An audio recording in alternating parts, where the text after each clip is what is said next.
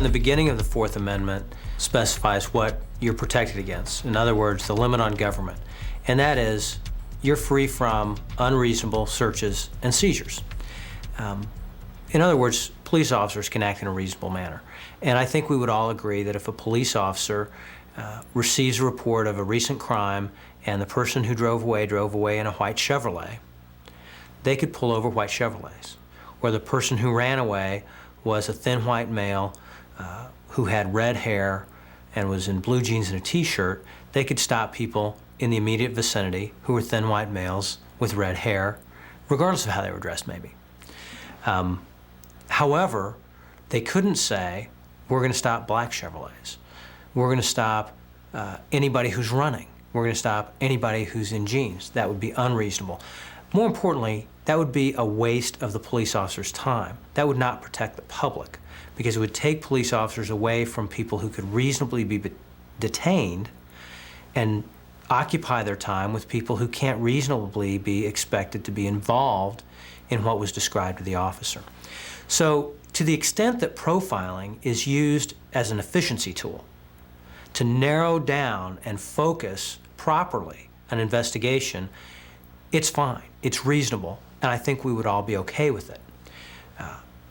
But it's been given a bad name by police who abuse it and call discrimination profiling. Discrimination is when you pull over all cars in the area because a crime has been committed in the area. It's a fishing expedition. There's no logical nexus between the white Chevrolet and the car that you've stopped. It's a waste of the police time, and more importantly, that waste of time is an infringement upon your rights. Remember, it's your right not to be subject to that stop. Everyone has to understand the police can do pretty much what they want.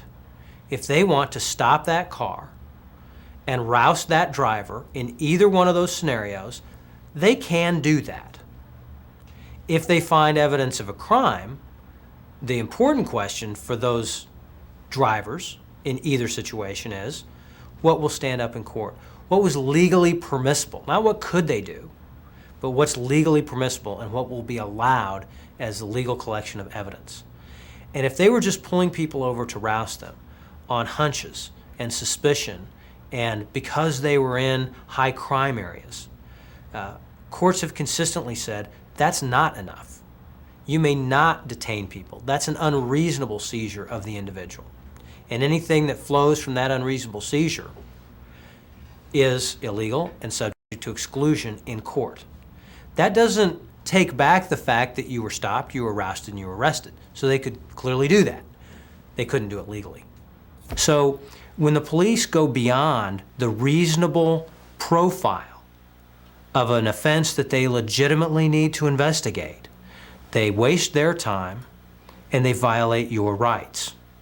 And they shouldn't be able to get away with that by calling it something that's okay, which is profiling. They should be held accountable for what they're doing, which is discrimination. And everybody needs to understand that we're all hurt by that. We're all hurt because it's less effective law enforcement. The criminals get away if you just have some general rule of thumb that causes all these police officers to be occupied in unreasonably broad detentions and searches.